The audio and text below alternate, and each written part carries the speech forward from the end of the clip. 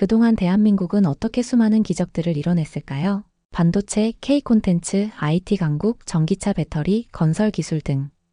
하지만 그 화려한 성과의 시작엔 교복을 챙기고 참고서를 사주시던 부모의 손이 있었습니다. 오늘 하버드 교수가 만난 한 한국인 아버지의 이야기 속에서 이 성과가, 이 나라가 어떻게 만들어졌는지 지금 그 진짜 이야기를 시작합니다.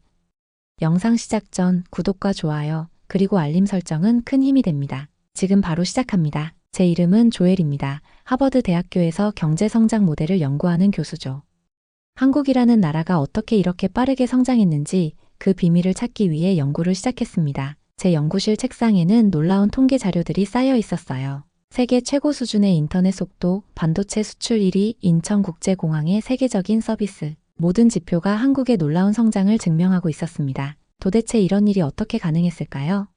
이 질문이 저를 한국으로 이끌었습니다. 하지만 솔직히 말하면 한국에 대한 제 마음은 복잡했어요. 어릴 적 아버지는 한국전쟁 참전 군인이었습니다. 전쟁 후 외상 후 스트레스 장애로 고통받으셨고 가족들에게도 상처를 남기셨죠.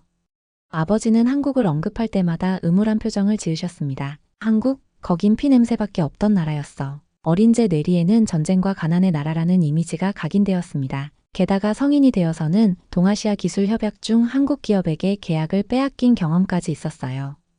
솔직히 말해서 한국은 제게 믿을 수 없는 대상이었습니다. 연구실 창문으로 보스턴의 가을 하늘을 바라보며 자문했습니다. 그런 나라가 어떻게 지금 지칠 후보국이라 불릴 수 있지?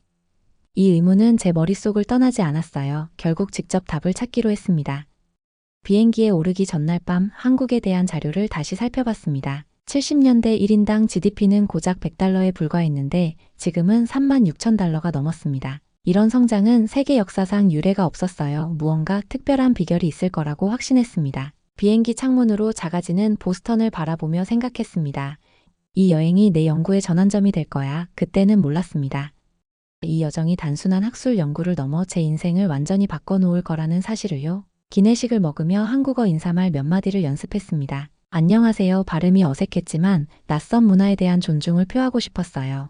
이제 제가 품은 의문의 답을 찾으러 갑니다. 한국의 기적, 그 비밀을 밝혀내기 위해서요. 인천공항에 도착했을 때 첫인상은 놀라움 그 자체였습니다. 뉴스에서 봤던 세계 최고의 공항이라는 평가가 과장이 아니었어요. 하지만 진짜 한국의 모습은 그 너머에 있을 거라 생각했습니다.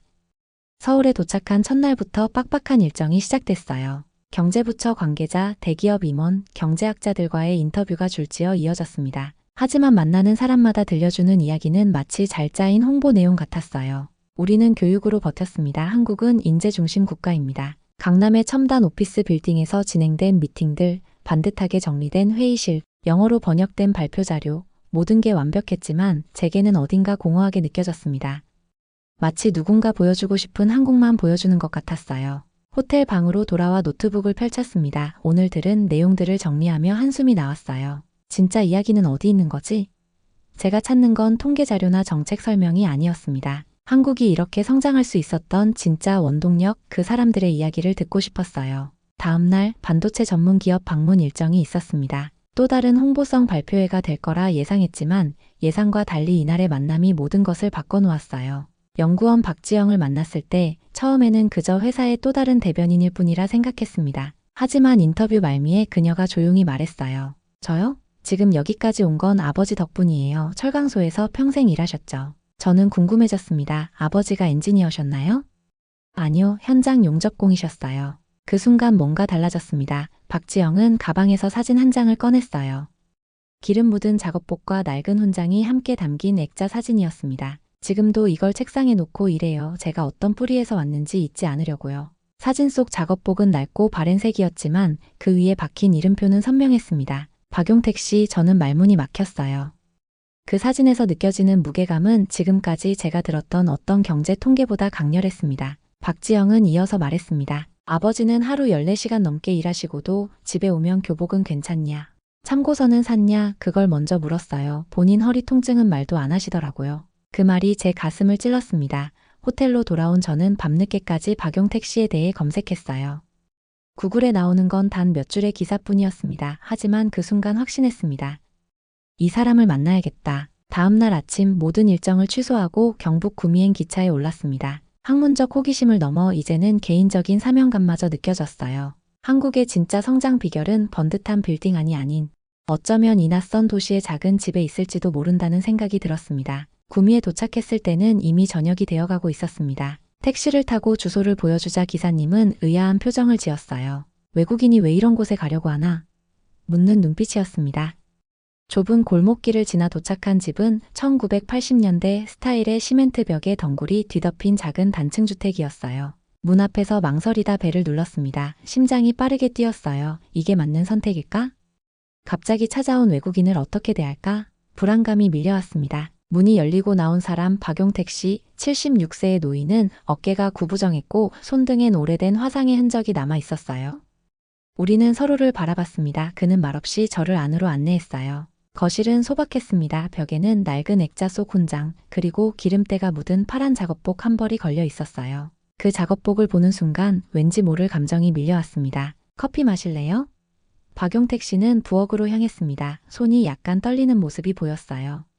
나이 탓인지 아니면 갑작스러운 외국인 방문 때문인지 알 수 없었습니다. 실례합니다. 갑자기 찾아와서요. 제 이름은 조엘입니다. 하버드 대학교 교수고요. 한국의 경제 성장에 대해 연구하고 있습니다. 박용택 씨는 커피를 내려놓고 잠시 저를 바라봤어요. 그 눈빛은 마치 왜 나를? 하고 묻는 것 같았습니다. 딸이 전화했어요. 외국인 교수님이 오실 거라고. 대화는 어색하게 시작됐습니다. 저는 준비해온 질문들을 하나씩 꺼냈어요. 포항제철 시절 이야기, 산업화 과정의 경험들, 하지만 박용택 씨의 대답은 짧고 단조로웠습니다. 뭔가 더 깊은 이야기가 있을 텐데 제가 접근하는 방식이 잘못된 건지 답답함이 밀려왔어요. 그때 박용택 씨가 말했습니다. 딸이 대학 붙은 날도 야근했어요. 나는 배우지 못했지만 애만큼은 꼭 배워야 했으니까요. 그 한마디에 대화의 분위기가 바뀌었습니다. 그는 천천히 일어나 거실 구석 낡은 철제 캐비닛으로 향했어요. 테이프 하나를 꺼내더니 오래된 VCR에 넣었습니다. 화면에 1973년 포항제철 준공식 영상이 나타났어요. 여기 있어요. 그가 가리킨 곳에는 20살 남짓한 젊은 박용택 씨가 있었습니다. 왼손으로 레버를 당기고 불꽃 튀는 쇳물을 통제하는 모습이었어요. 그 모습은 제가 상상했던 산업화의 이미지와는 너무나 달랐습니다. 우린 사람밖에 없었어요. 기계도 매뉴얼도 없이 손으로 철을 만들었죠. 그리고 밤엔 책상 위에서 아이 참고서를 훔쳐봤어요. 저는 말을 잃었습니다. 이 낡은 옷 한 벌이, 낡은 테이프 한 개가 지금 제가 연구했던 국가 성장 모델을 통째로 흔들고 있었어요. 모든 통계 자료, 모든 경제 이론이 이 한 사람의 이야기 앞에서 무력해졌습니다. 박용택 씨의 얼굴에는 자랑스러움이 아닌 담담함만이 있었어요. 그에게 이건 특별한 업적이 아니라 그저 살아온 인생이었던 겁니다. 그날 밤 호텔로 돌아온 저는 제 연구 노트를 펼쳐봤습니다. 수많은 그래프와 통계 자료들, 하지만 어느 것도 오늘 본 그 낡은 작업복의 의미를 담아내지 못했어요. 저는 속으로 되뇌었습니다. 나는 지금까지 무엇을 보지 못했던 걸까? 밤늦게까지 박용택 씨와의 인터뷰 내용을 정리하며 제 머릿속에서 단 하나의 문장이 떠올랐습니다. 기적은 시스템이 아니라 사람에서 시작된다. 다음 날 아침 일찍 일어나 노트북 앞에 앉았습니다. 그리고 결심했어요. 지금까지 써온 논문 초안을 모두 지웠습니다. 커서가 깜빡이는 빈 문서를 바라보며 깊게 숨을 들이쉬었어요. 데이터는 사람을 설명하지 못한다. 제가 써내려간 새로운 제목은 부모의 손으로 만들어진 나라였습니다. 연구 방향을 완전히 바꾸기로 했어요. 기술이 아닌 사람 중심의 성장 구조 분석으로 일정을 전면 수정했습니다. 더 이상 정부기관이나 대기업 회의실이 아닌 실제 산업 현장을 찾아가기로 했어요. 울산의 조선소, 창신동의 봉제공장, 구로의 전자산업단지, 한국 산업화의 심장부였던 곳들이었습니다. 울산 조선소에서 만난 한상복 씨는 이제 71세가 된 현장 감독 출신이었어요. 그의 손마디는 평생의 노동으로 휘어져 있었고 제대로 글씨도 쓰기 어려워 보였습니다. 하지만 그의 딸은 지금 의사라고 했어요. 하루 14시간은 기본이었죠. 철판 위에서 미끄러지기도 하고 손가락은 용접 불꽃에 댄 자국이 아직도 남았습니다. 근데 참 이상하죠. 전 그 손으로도 자식들 참고서 값을 지갑에서 꺼낼 땐 안 아팠어요. 그의 말이 제 가슴을 울렸습니다. 창신동에서 만난 재봉사 출신 김말순 씨의 이야기도 비슷했어요. 바느질하다 손톱이 다 빠졌어요. 겨울에 창문 없는 공장에서 앉아만 있었죠. 근데 애가 학교 간다는데 그럼 운동화는 사줘야 하잖아요. 구로 디지털 단지에서 평생을 보낸 정봉기 씨의 말은 더 짧았지만 그 무게는 더 무거웠습니다. 야근 끝나고 집에 가면 애자는 얼굴만 봐요. 말 한마디 못 붙여도 참고서는 꼭 사줬죠. 그게 나한텐 자식을 향한 내 마음 전부였어요. 이들의 이야기를 듣고 있으면 공통점이 보였습니다. 그들은 모두 참고서, 교복, 새 신발 같은 작고 구체적인 것들을 언급했어요. 그리고 한결같이 이렇게 덧붙였습니다. 그게 저희 부모님이 주신 전부였어요. 그리고 전 그걸로 여기까지 왔습니다. 노트북을 펼쳐 이들의 이야기를 기록하면서 깊은 통찰이 찾아왔습니다. 한국의 성장 배경에는 화려한 정책이나 첨단 기술 시스템이 아니라 자식을 위한 부모의 희생이 있었어요. 그리고 그 희생은 공식 기록 어디에도 남아있지 않은 사적인 역사였습니다. 호텔방으로 돌아온 저는 밤을 새워 다큐멘터리 초안을 다시 썼어요. 이제 제가 만들 다큐멘터리는 단순한 경제 성장 분석이 아니라 한국을 일으킨 평범한 부모들의 이야기가 될 것입니다. 타이틀은 부모의 손으로 만들어진 나라예요. 하버드로 돌아가기 전 마지막으로 다시 박용택 씨를 찾아갔습니다. 제가 만난 다른 분들의 이야기를 들려드리자 그는 고개를 끄덕였어요. 마치 그렇지라고 말하는 것 같았습니다.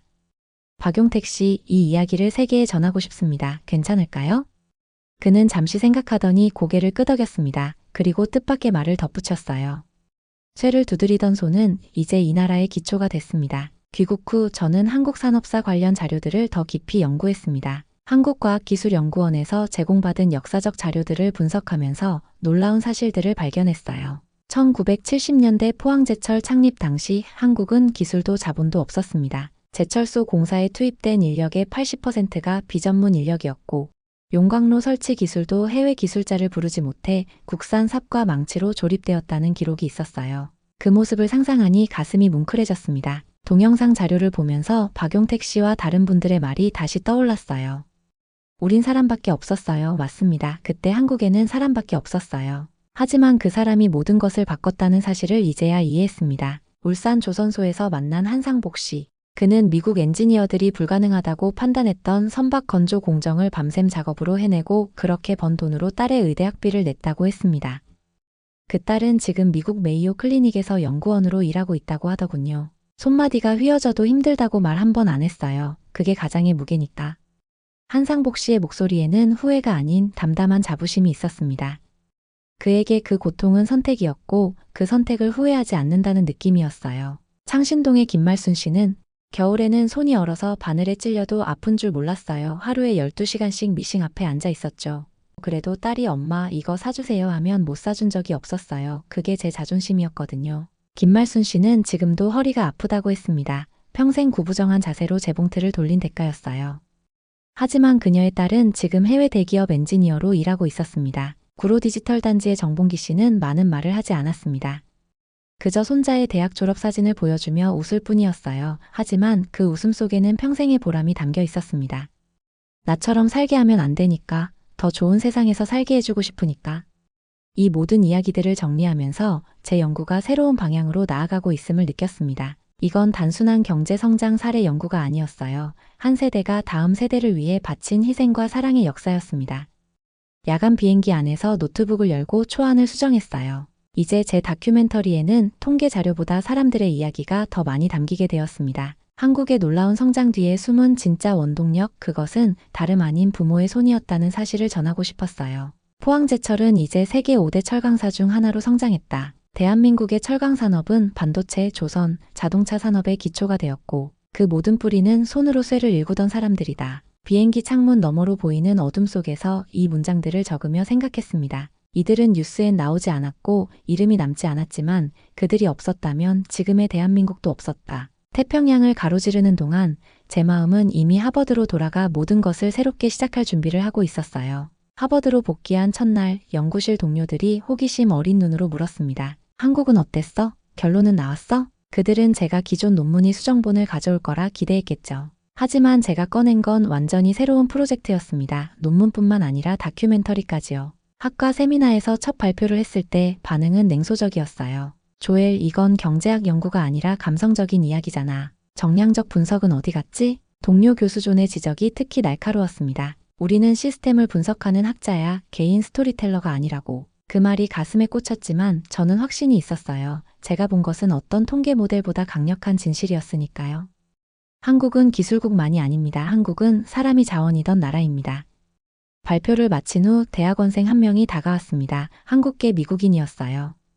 교수님, 저희 할아버지도 포항에서 일하셨어요. 이 이야기를 할아버지께 들려드리고 싶습니다. 그 순간 알았습니다. 제가 가는 길이 맞다는 것을요. 한국에서 본 것은 단순한 성공 스토리가 아니었습니다. 그것은 세대를 넘어 이어지는 희생과 성취의 연결고리였어요. 다음 며칠간 밤을 새워 다큐멘터리 편집을 마쳤습니다. 그리고 과감하게 학과장에게 특별 상영회를 요청했어요. 내심 거절당할 것이라 예상했지만 의외로 승낙을 받았습니다. 상영 당일 작은 강의실은 예상보다 많은 사람들로 채워졌어요. 동료 교수들, 대학원생들, 그리고 몇몇 언론인들까지 불이 꺼지고 화면이 밝아졌습니다.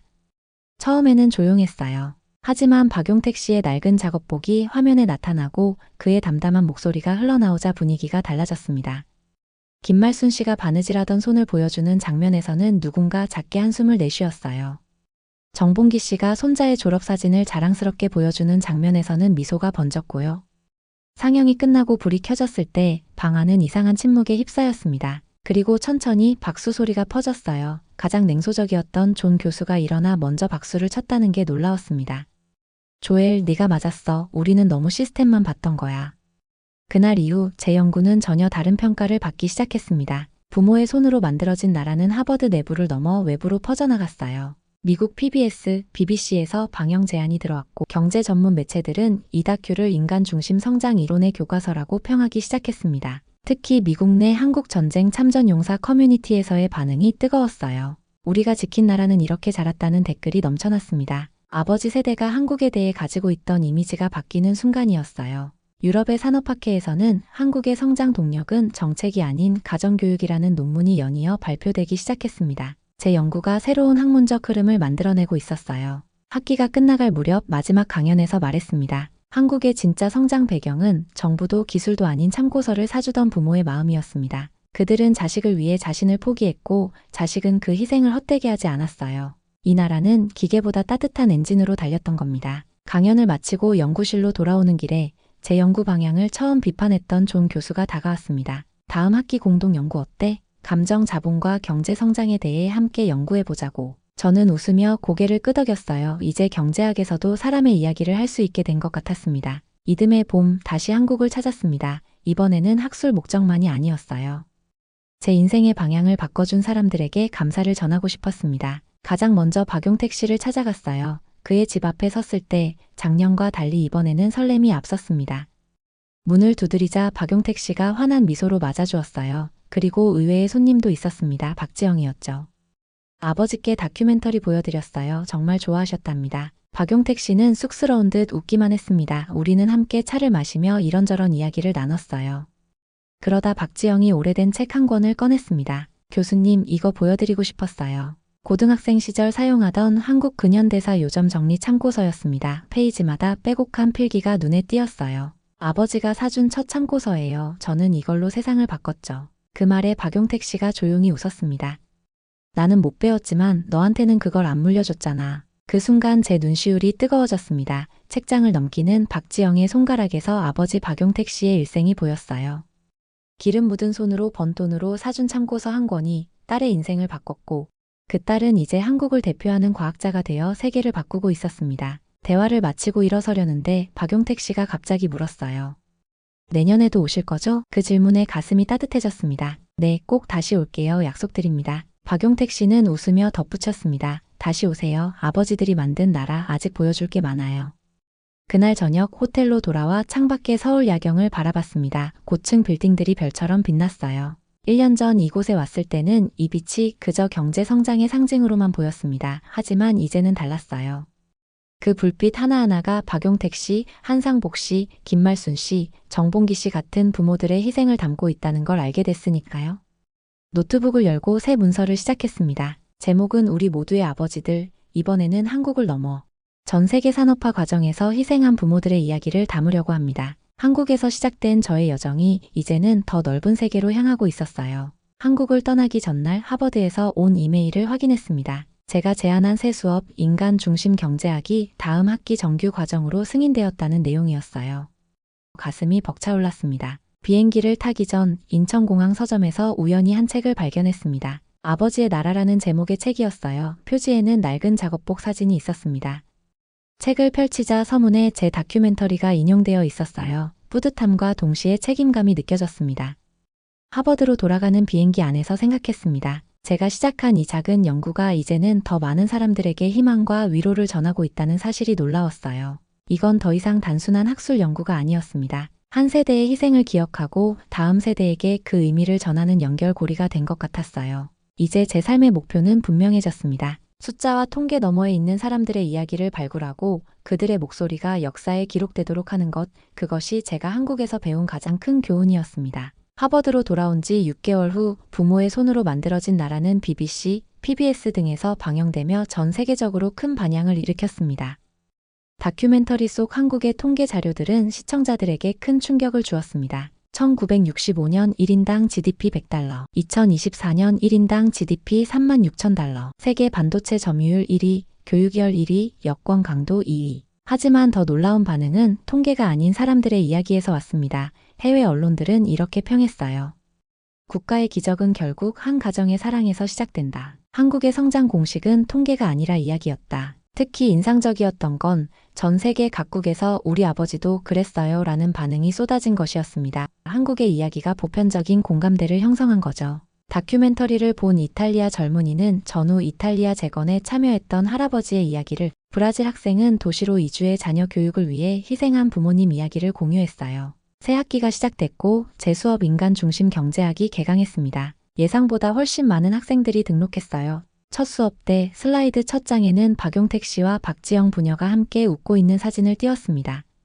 학생 하나가 손을 들고 물었어요. 교수님, 한국은 어떻게 그렇게 빨리 발전할 수 있었나요? 저는 칠판에 단어 하나를 적었습니다. 부모. 이 나라의 엔진은 석유도 기술도 아니었습니다. 참고서 한 권을 사기 위해 기름 묻은 손으로 일하던 바로 그 사람들 덕분이었죠. 수업이 끝난 후 사무실로 돌아와 책상 서랍을 열었습니다. 그 안에는 박용택 씨가 선물로 준 작업복 조각이 액자에 담겨 있었어요. 그는 떠나기 전날 이게 우리 역사의 조각이라며 건네주었습니다. 그 작업복 조각을 바라보며 중얼거렸습니다. 이제야 안다. 대한민국은 부모가 만든 나라였다는 걸.